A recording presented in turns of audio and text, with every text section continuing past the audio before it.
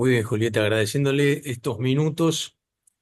Bueno, un análisis. Se cumplen un año de gestión de la presidenta Xiomara Castro y es el primer año de Trump.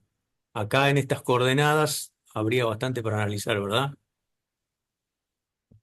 Sí, muy buenos días. Gracias por la invitación, Marcelo, a conversar sobre nuestros países.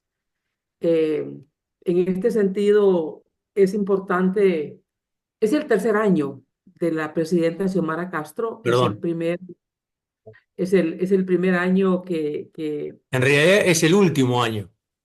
Eso quise decir. sí, es el último año, Gustavo, de la presidenta Xiomara Castro.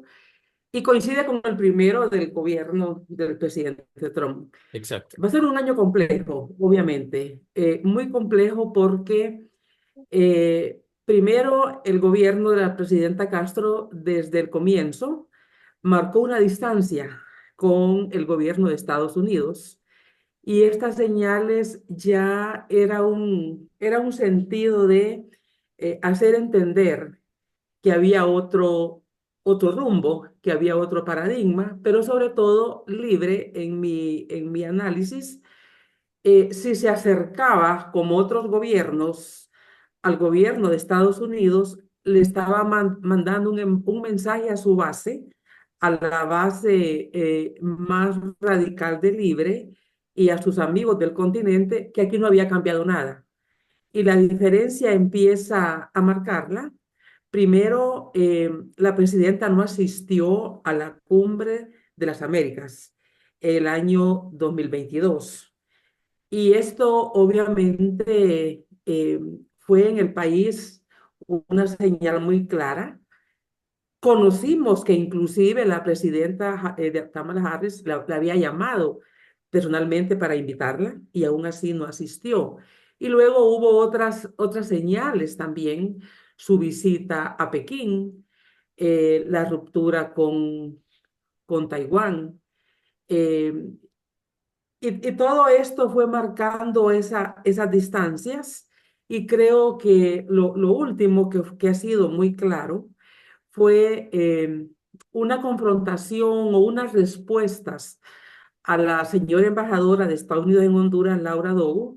Siempre sus intervenciones tenían respuesta de altos funcionarios, desde el canciller hasta otros ministros que respondían a las declaraciones de la embajadora como injerencistas, como intervencionistas. Y bueno, esto ya era un ambiente muy eh, pesado, digamos, en las relaciones internacionales. Pero en el mes de septiembre pasó un hecho que sigue siendo en el país tema de debate, y fue la publicación, la divulgación de un video donde aparece el diputado Carlos Zelaya, que es hermano del presidente y cuñado de los expresidentes Zelaya y cuñado, obviamente, de la presidenta Castro, Presidente donde consorte. aparece negociando una cuota para la campaña electoral del año 2013, que es la primera elección en la que participa el Partido Libre y la candidata es la señora presidenta actual. Por lo tanto, esto hace que el Partido Libre aparezca desde muy temprano, ya vinculado a la narcoactividad o por lo menos a recibir fondos del crimen organizado. Era algo que en el país se rumoraba, se decía, pero como el Estado no investiga, como el Estado no le pone rostro ni nombre a los delincuentes, a los que están en estas actividades, pues se queda a nivel de especulación. El video vino a ratificar algo y obviamente una semana antes la presidenta dado unas declaraciones que había dado la embajadora sobre la visita del ministro de Defensa, que es hijo de este diputado Zelaya y sobrino de la presidenta, había estado en Caracas en compañía del jefe de Estado Mayor Conjunto en una visita al ministro de Defensa de aquel país. Entonces, esto había provocado que la presidenta denunciara el tratado de extradición que precisamente se vence en 25 días, perdón, en 17 días hoy, ¿no? Entonces, vence el 28 de este mes. Y por lo tanto, eso ha sido un desgaste muy grande para el gobierno, porque obviamente el 90%, según encuestas que se hicieron en ese momento del tratado de extradición, el 90% de la población estaba de acuerdo o está de acuerdo con el tratado de extradición porque valora que el país no tiene capacidad, voluntad política, no tiene capacidad porque está cooptado sus instituciones por estos sectores para poderlos enjuiciar. Y Discúlpeme, esto Julieta, disculpe que la interrumpa. ¿La extradición qué significaría? ¿Que funcionarios de Honduras serían llevados a Estados Unidos para procesar o cómo sería? Sí, la extradición en el país es un acuerdo firmado desde el año 1912, pero era un proceso bastante engorroso, casi nunca se puso en práctica. eh, y en el año 2012, 2012, dado ya los altos índices de crimen que habían en el país, las incautaciones, etcétera, el Congreso Nacional, el gobierno de Honduras, firma con Estados Unidos un auto acordado, que es una forma de acelerar las extradiciones. Y ahí comienza el proceso de extradiciones. Entenderíamos que este auto acordado es una forma mucho más expedita. No soy abogado, no tengo las diferencias exactas, pero de hecho, imagino que se valoró que los jueces en un proceso engorroso de extradición, administrativamente muy extenso, inclusive podrían ser intimidados, asesinados o cooptados, y por lo tanto, este auto acordado hizo posible que ahora mismo en Estados Unidos estén alrededor más de 40 hondureños que han sido pedidos en extradición, la mayoría de ellos por crimen organizado y lavado de activos. Y en esto ya han pasado por este proceso dos expresidentes del Partido Nacional. Uno, que fue un caso de un escándalo con la FIFA, de unos fondos que la FIFA entregó al país y hubo ahí unas condiciones de fraude con estos fondos y fue pedido en extradición. Y el otro, pues, es el presidente Juan Orlando Hernández, el expresidente Hernández, que está ahora ya con una condena de 45 años, otros altos funcionarios, pero más que todo hijos de políticos, el hijo de un expresidente, y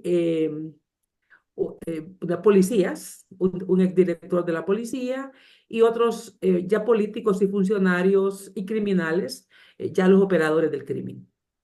Bien, eh, entonces, cómo siguen las relaciones de Honduras, la política exterior de Honduras, cómo es frente al gobierno de Trump? Porque me parece que lo van a extrañar a Biden y a Tamara Harris. Bueno, sin lugar a dudas, tuvimos un discurso, como le planteaba, sobre todo de ministros y de dirigentes del Partido Libre muy hostiles hacia la embajadora, a tal grado que en los últimos meses ya la embajadora no escribía casi mensajes, sino que lo hacía el señor Brian Nichols, que era el subjefe, creo, para América Latina, y la embajadora únicamente le daba, digamos, le daba reenvío a esos mensajes, porque claramente era más fácil llevarla que escribir ella directamente. Lo que hemos visto después que ganó el presidente Trump es que se suavizó el discurso. ¿Ah? Básicamente, muchos de los ministros que respondían mucho dejaron de responder, dejaron de comentar, y ya eran unos discursos mucho más suaves. Inclusive, algunos ministros, incluyendo el canciller, ante las críticas internas que el tratado de extradición debe de continuar y que la presidenta tiene tiempo todavía de rectificar, él ha planteado que Honduras está abierto al diálogo con Estados Unidos sobre el tratado de extradición y ahora ya plantean que lo que se ocupa es reglamentarlo. O sea, no quieren un tratado expedito, sino que un tratado de extradición probablemente con las mismas características de antes del año 2012, donde entra una solicitud a los tribunales, pero de ahí no sale porque se queda pues entre los documentos del poder, digamos, del Estado. Lo que hemos visto es que los congresistas, digamos, Salazar, María Elvira Salazar, y el congresista y el senador Marco Rubio, antes de asumir el cargo, y el congresista Jiménez, en Estados Unidos, todos republicanos, eran como la voz más fuerte frente a Honduras. Eran la voz más fuerte que aparentemente daban el seguimiento a lo que pasaba en Honduras.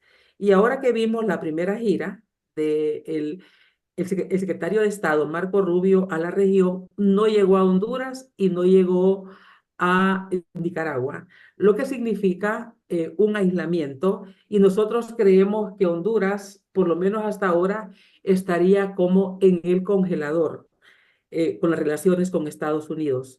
Hemos escuchado que la persona que el gobierno de Honduras tenía como lobista en Washington frente al gobierno, digamos, demócrata, era o es todavía, no sabemos, el ex embajador de Estados Unidos en Honduras que estaba en el país cuando el golpe de Estado.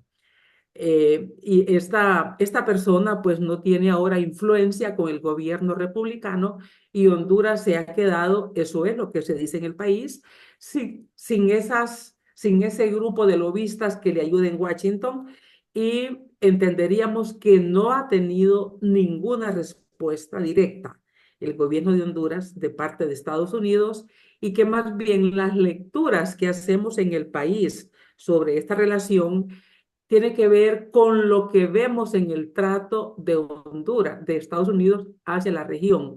Para el caso de esta gira que hubo por Centroamérica, pues obviamente habían unos países, como es el caso de Panamá, de temas muy puntuales, muy sensitivos, como es el tema del canal. Con el caso de Costa Rica, pudimos leer que se trata del tema de combatir el crimen, pero también de la cooperación tecnológica.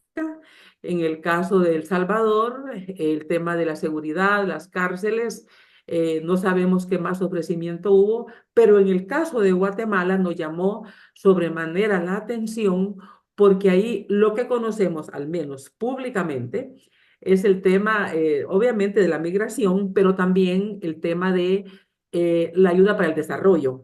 Pudimos entender que a Guatemala habrá inversión y apoyo para infraestructura portuaria, marítima, digamos, terrestre y aérea. En lo particular, he reflexionado porque Honduras ha tenido el proyecto digamos, del ferrocarril interoceánico, Mm. el cual pues surgió con una gran expectativa, no se habla más de eso, pero si viendo el tema de Panamá, del canal, y viendo el apoyo que se ha anunciado al menos a Guatemala para la comunicación terrestre, para los puertos marítimos en el Pacífico y el Atlántico y los puertos aéreos, entonces significa, ahí es donde vemos el aislamiento hacia Honduras, porque eso está en los objetivos de Honduras, al menos a nivel de planteamiento verbal, ¿no? Pero si la ayuda de Estados Unidos se va a Guatemala en esos mismos temas y no se menciona a Honduras, ahí estamos viendo la política de aislamiento en que van a tener al país. Entiendo. En ese contexto, en ese marco, ¿cuál será el destino de los migrantes hondureños en Estados Unidos? Bueno, ese es un tema que el país lo vive de una manera de sobresalto. cotidiano. El tema de la migración en Honduras es de la última generación de migración. Hay que darnos cuenta que en Centroamérica la primera ola migratoria, la gente que emigra es básicamente por temas políticos originalmente, los años 80, cuando la guerra en Centroamérica, eh, en Honduras entra en esta última oleada que fue ya por las crisis ambientales, el huracán Fifi, que es en 1989, fue un gran expulsor o el primer gran expulsor, porque antes la migración era de familias que se llevaban a otras familias, a otros familiares, ¿no? Muy lento el proceso, diferente a Nicaragua, El Salvador o Guatemala.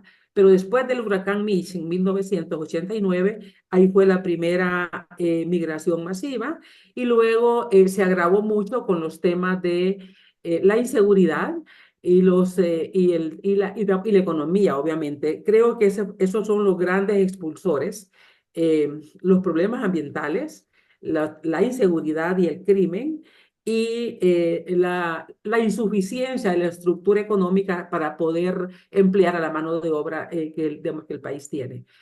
Este tema se agravó más con las caravanas que comienzan el año 2018 y desde ahí no ha parado una migración masiva, muy visible con el tema de las caravanas. Pero además Honduras también se convirtió en un país de tránsito. La entrada por la frontera con Nicaragua, en el oriente de Honduras, se hizo muy compleja. Pudimos visitar la zona en los momentos donde habían miles de latinoamericanos y de otros países eh, que iban en tránsito. Entonces, en este sentido, ahora estamos viendo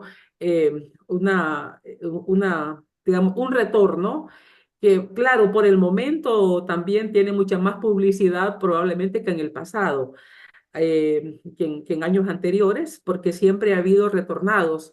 Pero claro, la oferta que hizo el presidente Trump sin duda la va a cumplir, porque con eso satisface a sus electores, a estos electores que estaban pidiendo en Estados Unidos esas deportaciones. Si él no la hiciera, que digamos, no le cumpliría y él va a cumplirlo hasta donde le sea posible.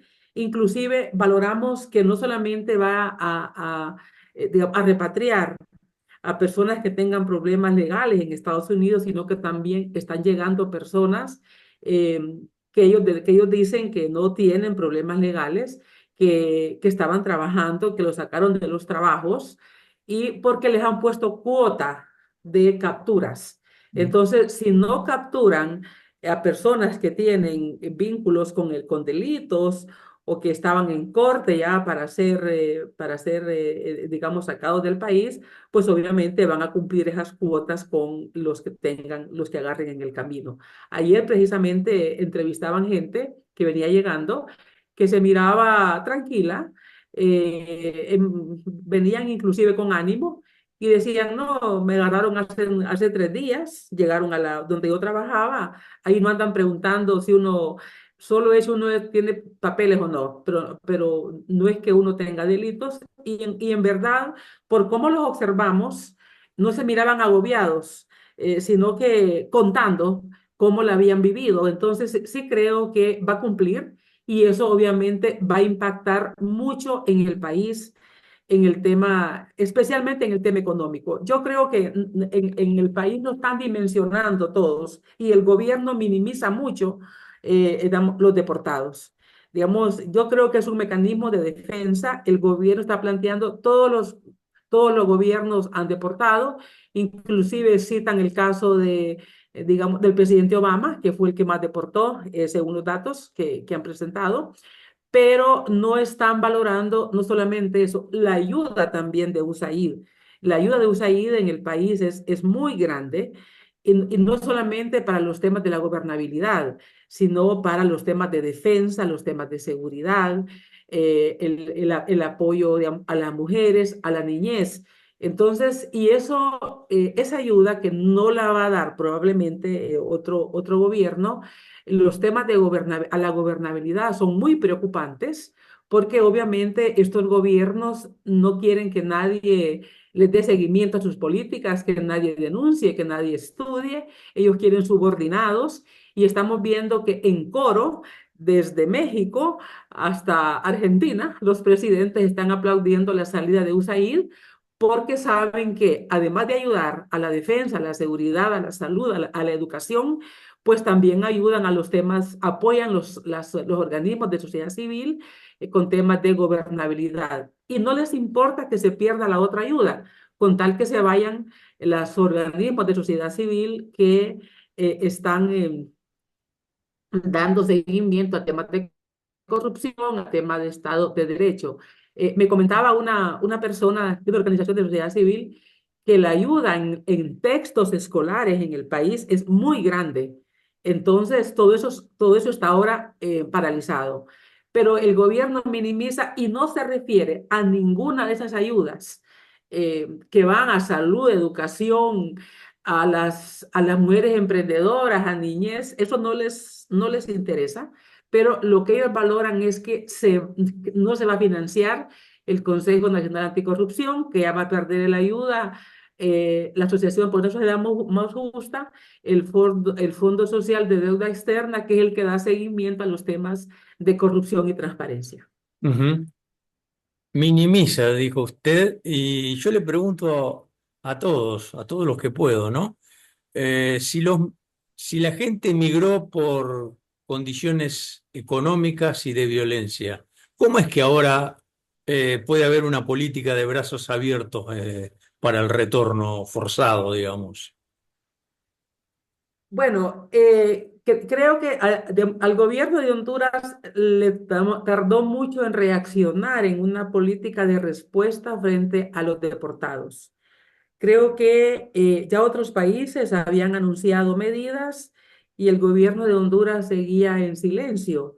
No sé si todavía no había salido del shock o seguía creyendo que es un tema que cada quien tiene que asumirlo de manera familiar y personal y no con política de Estado. Hubo mucha crítica por la falta de una política de atención a los retornados.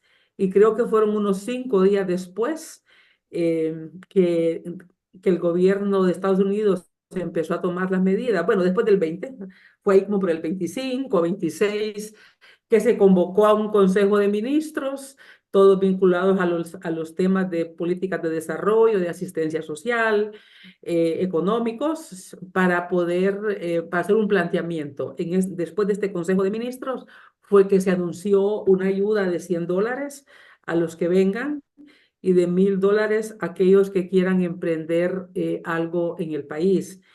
Para muchos esto es insostenible. Si el presidente Trump cumpliera con deportarlos a todos, sería insostenible, incluyendo que deportar a la mitad, porque el país prácticamente tendría que recurrir a endeudamiento externo. No dijo de dónde iba a sacar esa cantidad de dinero. Los economistas, la Facultad de Economía de la universidad ya hizo cálculos y esos son muchos, muchos millones de dólares. Yo creo que los gobiernos de Honduras, desde hace muchas décadas, dos al menos, o más de dos, estuvieron muy contemplativos, viendo cómo salían los hondureños y viendo más la migración como remesas. El país, lo grave de esta situación es que el 27% del PIB lo componen las remesas. Y esto es altísimo. Es el país donde el más alto porcentaje de la composición del PIB es remesas. El siguiente es Guatemala con el 23%, que también es alto, ¿no? Y, y luego otro de los temas también es que es el país que tenía en México más migrantes esperando aplicar a este procedimiento para pedir asilo. Eh, y ese era el país también, según los datos que pudimos ver, que tenía el mayor número de personas ya con orden de deportación en Estados Unidos. Entonces, conjugando estos tres elementos, la magnitud del problema es muy grande y sí creo que el gobierno con esta con esta negación prácticamente que tiene del impacto que va a tener los retornados al país, eh, creo que más se está esperando en que al final Estados Unidos también necesita a los migrantes. Aquí circula información de que los granjeros ya no tienen quien les ordeñe el ganado, Sí, quien les coseche la fruta, que no llegaron a trabajar, que no llegaron a los restaurantes, que Walmart está solo en barrios donde están latinos, y creo que están esperando a que esto es un primer boom, es una primera exhibición de fuerza y de cumplimiento y de poder, pero que vendrán días más bajos. Por ahora ya han llegado aviones militares digamos, con deportados. Están llegando por lo menos el lunes llegaron 300 personas en aviones y desde México también. Entonces digamos, el retorno está siendo aéreo, ya sea por vuelos charter, por aviones militares o también por autobuses, los que vienen de la frontera de México o los que ya estaban más arriba en la frontera norte de México. ujú. Bien, Julieta, de mi parte, una última pregunta, después lo que usted quiere agregar, tenemos unos minutos. En el congelador, dice usted que las relaciones de Estados Unidos con Honduras, ese parece ser el panorama. ¿Quién va a ayudar a Honduras en lo exterior, digamos? Estamos hablando de China, de Rusia, de Irán, de Venezuela, o sea, ¿cuáles serían las alianzas de Honduras? Se ve muy débil las alianzas. Otro dato que es muy preocupante es que más del 50% de las exportaciones de Honduras van para Estados Unidos. O sea, para Honduras eso es muchísimo, muchísimo. Es prácticamente el empleo de muchísima gente, son las divisas del país en más de un 50%, ¿no? Eh, para Estados Unidos no es nada y cualquier país puede sustituir Honduras en lo que Honduras exporta, ¿verdad? Y en cuanto a las alianzas externas se ven muy débiles y esa debilidad se ve en un caso muy puntual. Cuando Honduras rompe con Taiwán, que prácticamente lo echa del país porque le da unos días para que se vayan, ahí se pierde el mercado del camarón. El mercado del camarón en un alto porcentaje lo tenía Taiwán y otra parte se iba para México. México bloqueó unos días porque estaba asumiendo que Ecuador, que tenía bloqueo, lo exportaba por Honduras, algo que después fue desvirtuado, etcétera. Pero lo que en esto vemos es que los camaroneros hondureños, la acuicultura perdió el mercado de Taiwán y no lo ha recuperado. Con frecuencia leemos que van cerrando granjas camaroneras que tienen problemas que no encuentran mercado.